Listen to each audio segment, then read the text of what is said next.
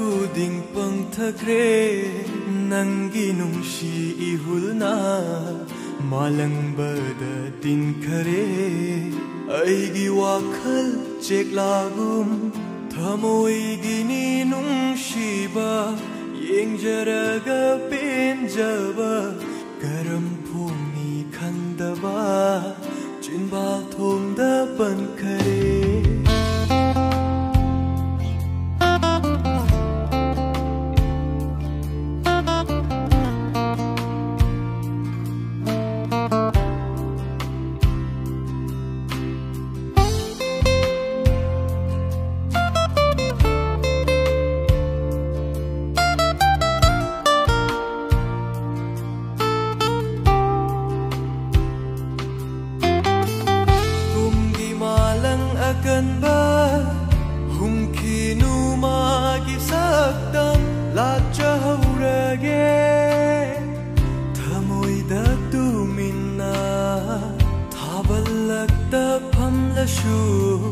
Ipom lagta la inang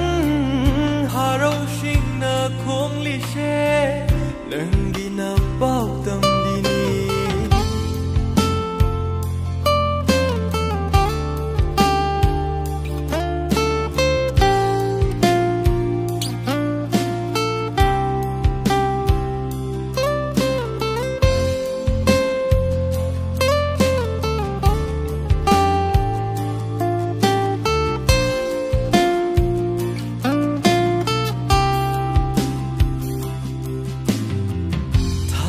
lagta pham la shu ipom lagta la inang haraw sing na kong lishe nang ginapaw tam dini hongdok la nu na ken tha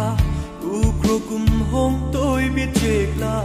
thambiram lo madinakta numit khuding yeng jage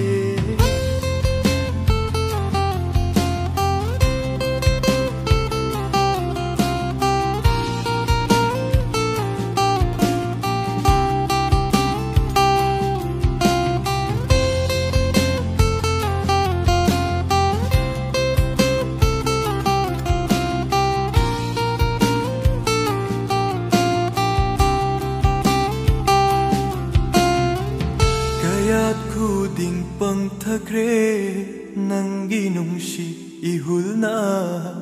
malang bada tin khare aigi wakhal kayat khuding pangthakre nangi nungshi ihulna malang bada tin khare aigi wakhal cheklagum kayat khuding pangthakre